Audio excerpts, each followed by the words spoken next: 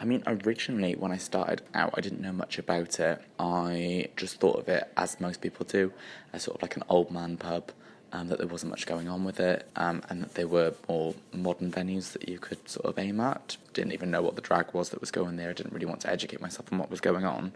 But then, obviously, as I progressed as a queen, and I guess as a queer individual in Cardiff, it sort of represented a lot more to me, especially when I got my residency at the venue, and then you sort of learnt more about the history of the venue, and that it wasn't so much the crowd that you thought it was going to be, and that it had a lovely team with it as well. So, yeah, knowing what I know now, I'm sort of a bit regretful of how I felt about it originally. Probably my favourite that I've done at the Golden was the finale of the Golden Girl competition.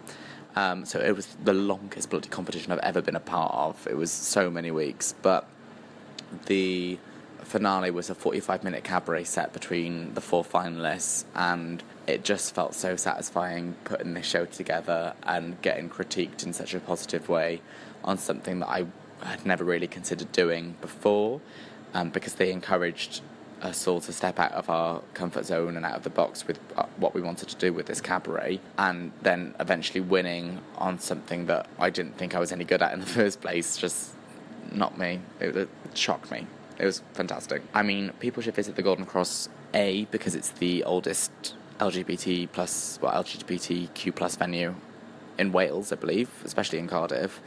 So it's rich in history, rich in culture.